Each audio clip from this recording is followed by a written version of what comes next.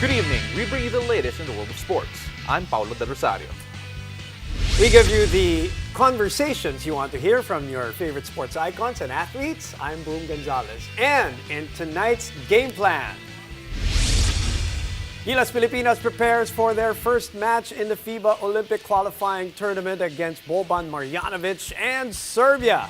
Trae Suerte will be here and help us go into the mind of Coach Baldwin as Gilas tries to make the most out of the tournament. We'll also break down the NBA Eastern Conference Finals action with the Hawks tying their series against the Bucks as Giannis goes down with a knee injury.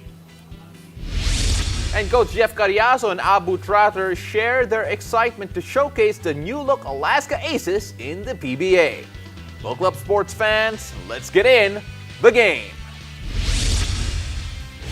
Pinoy hoop fans, the date might say tomorrow, but let's face it, walang tulugan yan. Puyatan yan! We are just hours away from our very own Gilas Pilipinas matching up against Boban Marjanovic, and Serbia.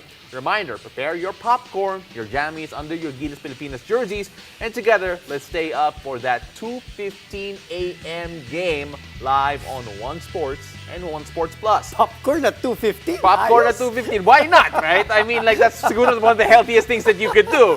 But for now, joining us for our Gilas Pilipinas discussion, we have the second pick of the 2019 Gilas draft. Former UE Red Warrior, Ray Suerte. Ray, kamusta ka naman? Okay lang. Okay, Ray, Papagaling pa. Oo, nagpapagaling. You mentioned kanina that it is a ankle sprain that you're recovering from. Pero you know what? You have had an inside look into this Gilas team that not a lot of people have had. And when you're going up against a team like Serbia, against the Dominican Republic, alam naman natin yung expectations doon. Medyo, I guess, kailangan natin i-manage. But then, what was the mood like in the camp preparing for something like that? Ayun nga, laging sinasabi ni Coach Tab sa amin, ready lang lagi kung sino mang makalaban namin. Nila, just prepare lang lagi para makasabay sa big names sa international basketball like mga European teams like Serbia and Dominican Republic. Ray, sundan ko lang yung tanong ni Pao, patungan ko lang kasi gusto ko malaman pagdating sa kay Coach Baldwin, marami na tayo naririnig, kayo sinasabi niyo lagi siyang detalyado, 'di ba? Metikuloso pagdating sa paghahanda. Pagdating sa iyo, ano mga naaalala mo pagdating sa detalye when preparing for something like this? Itong, regardless dun sa training camp nyo or something like this against Serbia, ano sa tingin mo ang pinipredict mong detalye na pinaghahandaan ni ni Coach Baldwin rather? Syempre yung mga like Serbian national team, sila malalaki, then yung bigs nila kayang tumira sa labas. So yun yung mga detalye na laging ini-input ni Coach Stab sa amin lagi nung nasa training camp kami na kung ano man lang, kung sino yung mga kailangan batayan, yung mga kailangan kailangan i-stop lang yung mga ganung kasi si Coach Tab more on details kasi yung mga plays na laging kailangang ma-perfect lagi. Na-mention mo nga that yung mga bigs sila nakatira sa labas. In fact, we actually have video of Boban Marjanovic. Nag-shooting practice na at pinag-aandaan ang Gilas Pilipinas. Pero when looking at si Kai Soto, si Ange Kouame, even si Gio Chu, syempre yung challenge sa kanila talaga to get over the bigs of Serbia, at least challenge them, at least being able to go toe-to-toe to them. And seeing yung drive nila, how do you think they're facing yung challenge na yun? Sa tingin ko makakasabay sila kasi wow. Yun nga, yung mga bigs ng Gilas Cadets ngayon, may shooting na rin sa labas, kagaya ni Ange, nila Jiuchu, lalo na si Kai, sobrang ang laki ng in-improve niya simula nung nag-international siya. So sa tingin ko makakasabay naman sila. Pao, Hindi na Gilas cadets, by the way. Yes, Boom. Oo. yes. They're older. They're growing up now. now, for those who don't know, Oo. what are the big names dito sa Serbia, Tama. Pao? When we're talking about Serbia, no, sa mga hindi nakakaalam. Kasi meron mga familiar dito na pangalan, ano, Pao? Okay, so of course, si Boban Marjanovic, Yan. syempre, kilala natin lahat yan. Very funny on social media, but then you also have Nemanja Bjelica, Yan, Milos Miami Heat. Teodosic, so grabe talaga. In fact, according to Coach Baldwin, sinabi niya that playing against Milos Teodosic is learning from the master, basically. And then, of course, siguro for those really into basketball, EuroLeague MVP, si Vasilij Micic. I think that's yung right, pronunciation. that's right. And this is the Oo. number 5 team, Tama. correct? Number 5 team in terms of international ranking. So this is no joke, this game that we're going to watch later with popcorn at 2:15 a.m. Now, because we are graced by Ray Suerte's presence tonight, we'll take this opportunity to discuss his experience with Gilas Pilipinas and try to go into the mind Yan. of the one and the only Coach Tab Baldwin.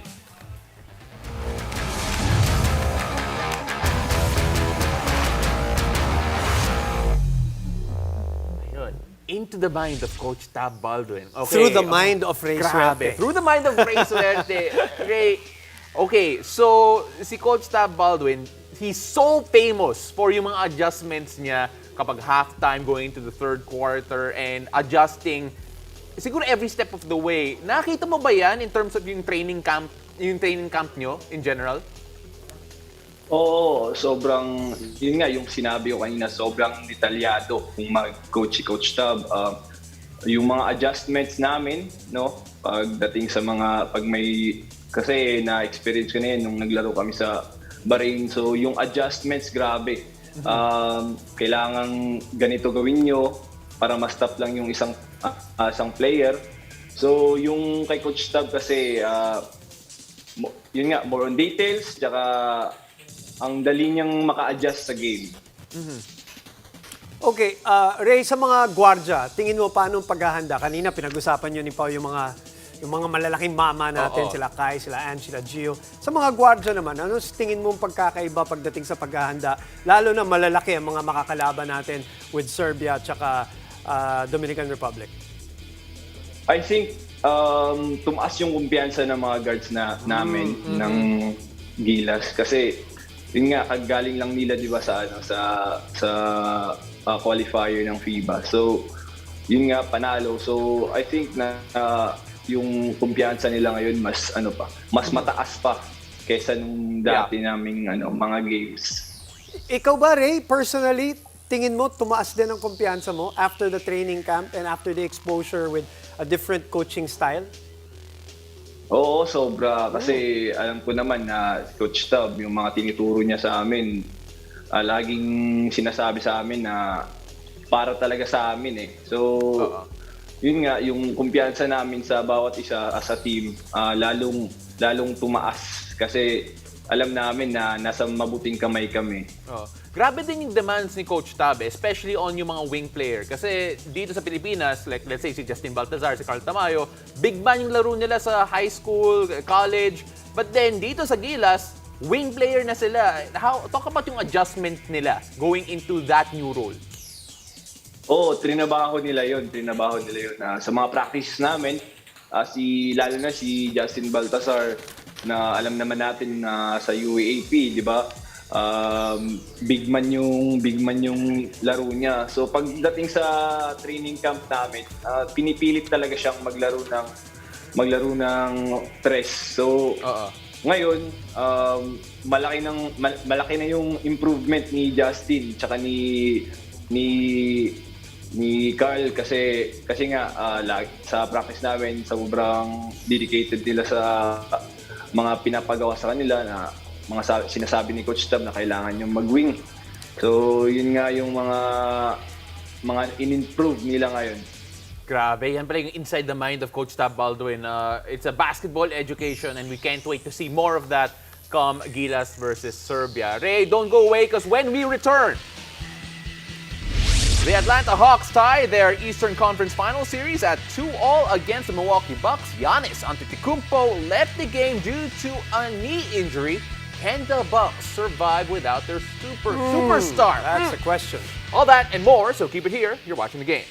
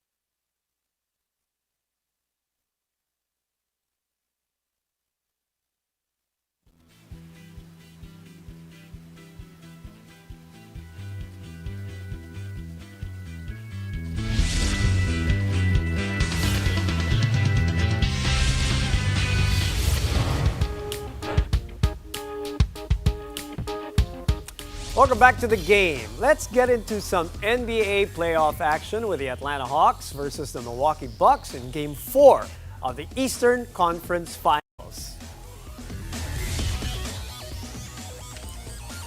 110-88, a blowout.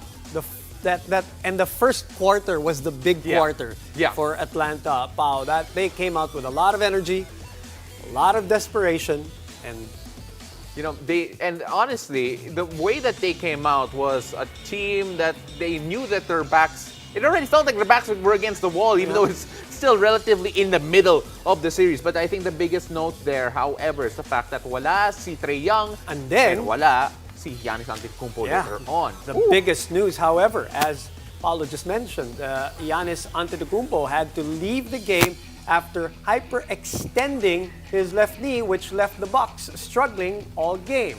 Now with that, joining us to break down the Eastern Conference Finals matchup is our senior analyst and three-time PBA champ, Sol Mercado.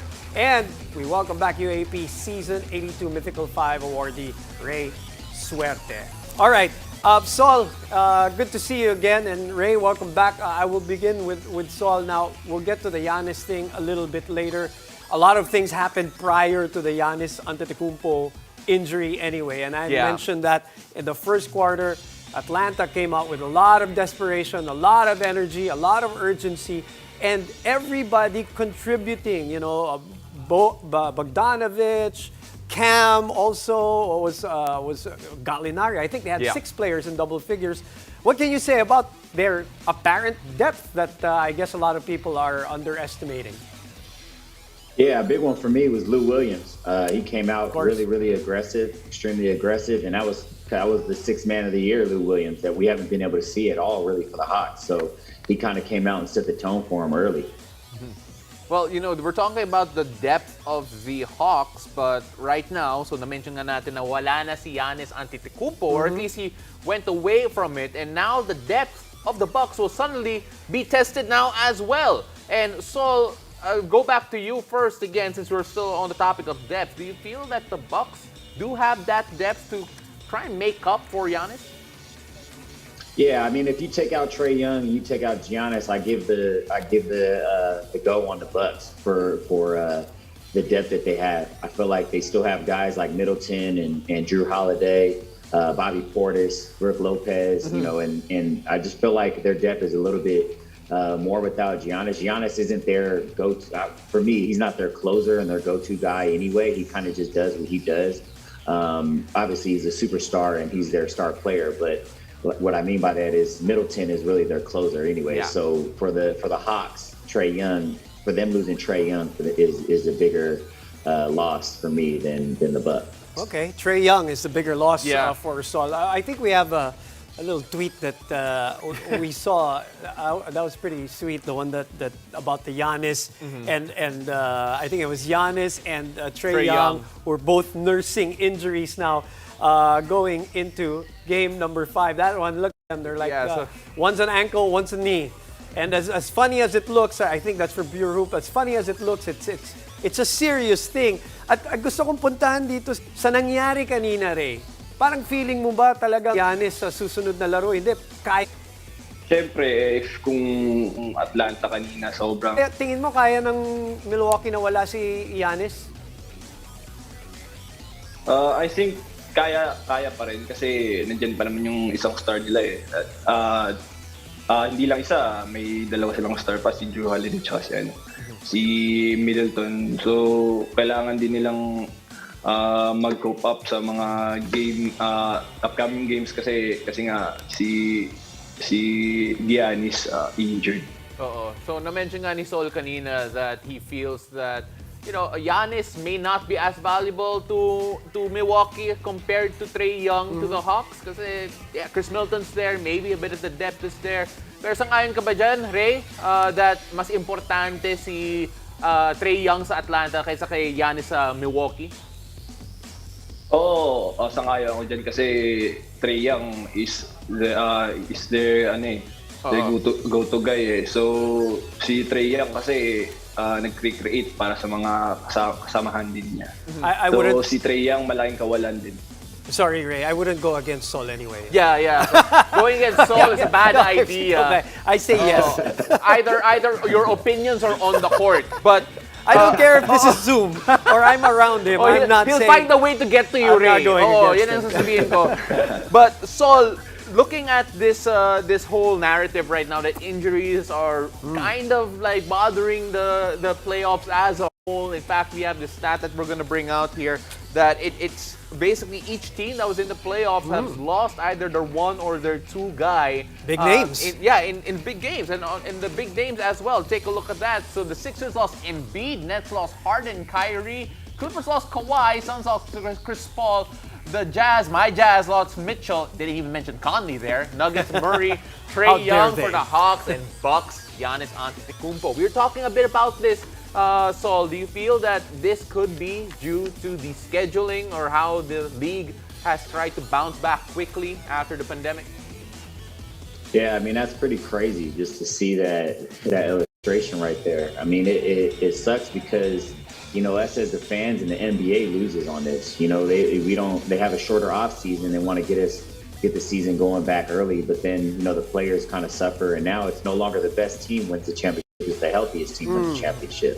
You know, so I mean, for us fans, we want to see the Kawhi Leonard, the Giannis's, the LeBrons, the Anthony Davises. You know, we want to see the top players compete at a high level.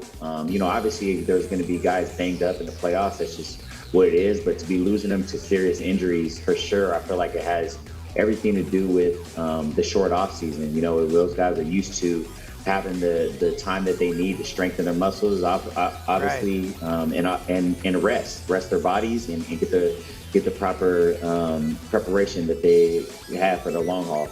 You know something about that, don't you, Saul? Yeah. Absolutely. We really don't have any break in the PBA, but you know, we don't play 82 games like that as well. You know, so it's a little different. Okay, in addition to that, all right, you mentioned Kawhi. Obviously, Paul George has turned it up in his absence. Can Chris Middleton do the same thing? Can he be the Paul George now of Milwaukee? Goodness. I mean, I'm comparing them because they're the only teams left anyway here now. And, you know, it's a game of last man standing here in the NBA playoffs right now. Can he, or should he be, you know, channeling some sort of a Paul George kind of game here for Milwaukee if, let's say, Giannis will not be able to return, at least for the next game? Yeah, absolutely. I mean, it's all on him. He has no choice. You know, credits to Paul George, man. All the slander that guy gets to come out and be the best player on the court last game was amazing. I mean, hats off to him. Right. And I'm hoping he could continue to do it, you know, to put all these naysayers to sleep. And hopefully Middleton could channel that. I mean, I think he has it in him to come and bring that and carry his team if Giannis doesn't come back. You know what? Since you're already talking about the Western Conference here, Ray, papunta naman ako sa'yo. Anong mas malala, I guess? Yung curse ni CP3 or yung curse ng Clippers? One of them is not going to make it to the finals, and the curse of one of them is gonna be stronger than the other. May halo malas Grabe, may malas talaga eh. Pero, Ray, sino mas malas doon? Si CP3 or si LA Clippers? Siguro si CP3. Wow. Kasi kasi 'di ba, nasaksiyan naman natin yung nasa Clippers pa siya. Lagi silang napapasok sa playoffs, tapos in the first round, second round nalalaglag. Tapos pagkapunta naman niya sa Houston, ganun pa rin. Ganun pa rin. Yung Clippers din naman every year, parang ganun rin eh. Oo, parang same lang yung mga nangyayari eh, di ba? So pagdating sa Suns, siguro may konting chance pa rin kasi nakabalik na siya eh. Pero sa tingin ko, mas si CP3. Mas may curse si CP3. Mas mabigat. Well, isa lang yan. Malalaman natin bukas. Maraming salamat, Ray. And Sol, thank you very much for joining us today here on The Game once again. It's always fun, and we'll talk to you soon. After the break, you're welcome. After the break, Coach Jeff Cariaso and Abu Tratter share their excitement as they showcase the new look Alaska Aces in the PBA. Stay tuned. You're still watching The Game.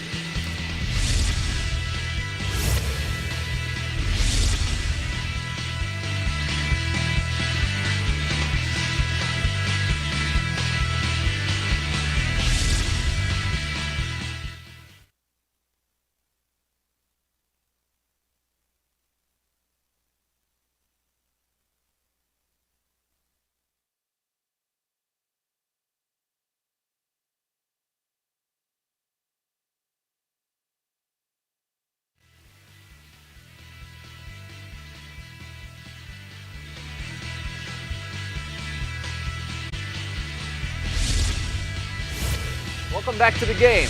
I'm Pablo De Rosario. With new and younger names joining their squad, Alaska Aces head coach Jeff Cariaso is excited to showcase his team, while Tratter says he is ready to step up for the Aces in the upcoming PBA conference. Let's take a look at the Alaska Aces preparation in this edition of Inside the Game.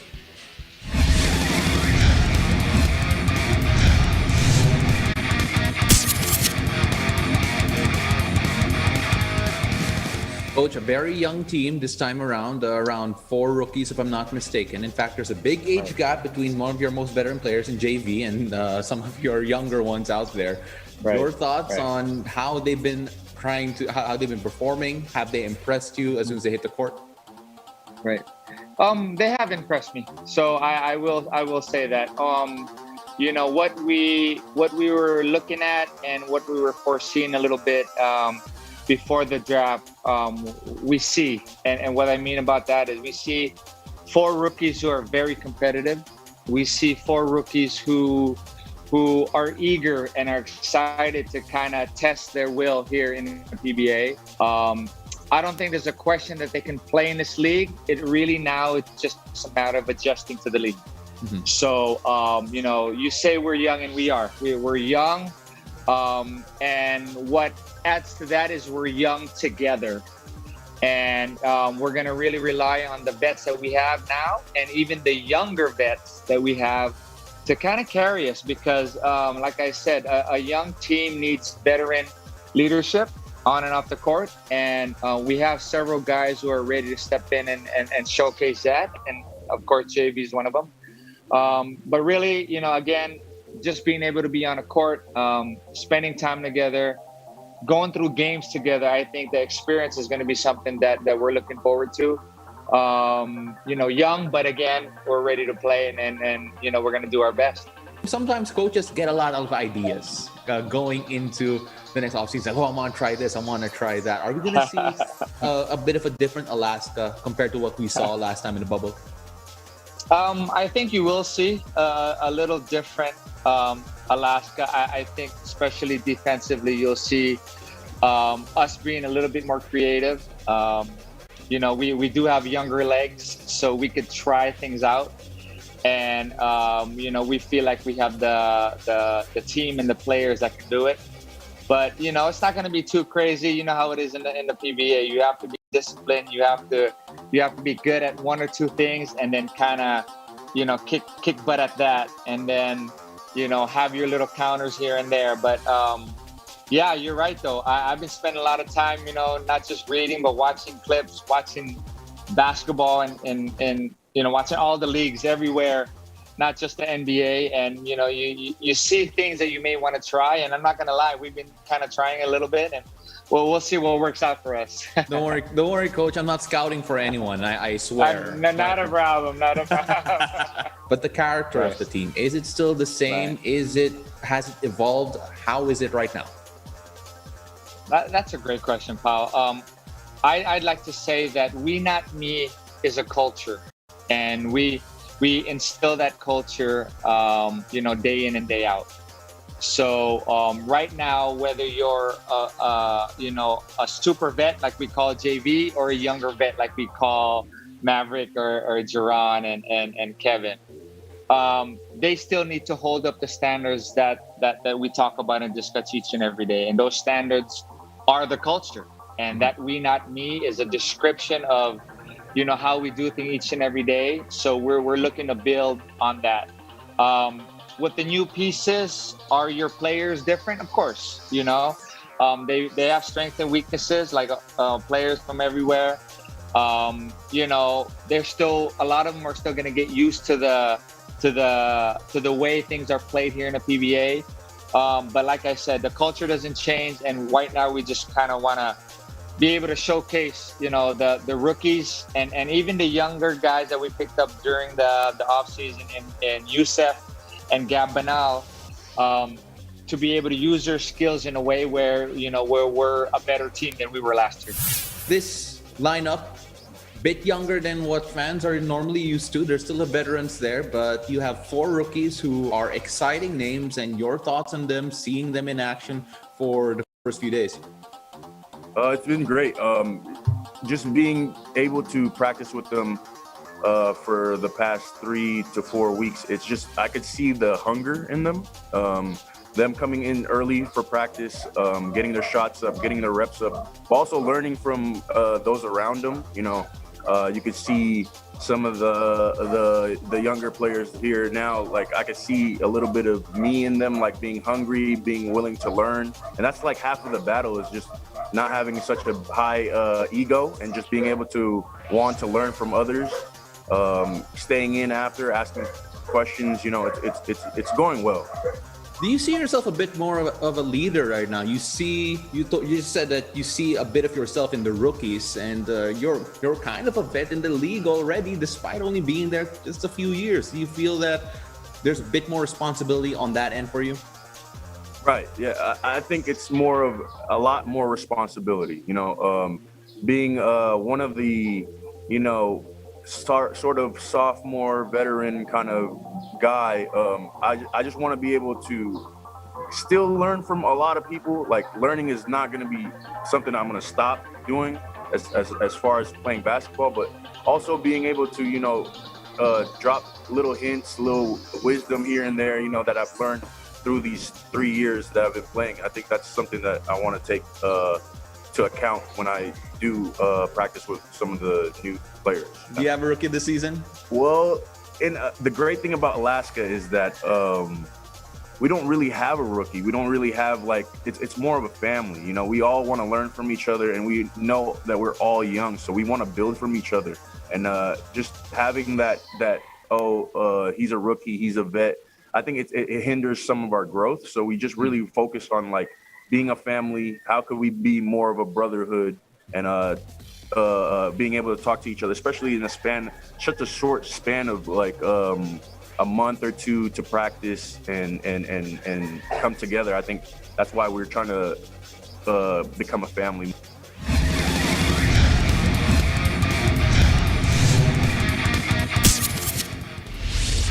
And that was Coach Jeff Cariaso and Abu Tratter of the Alaska Aces. That's it for tonight. Thank you for joining us. I'm Boom Gonzalez.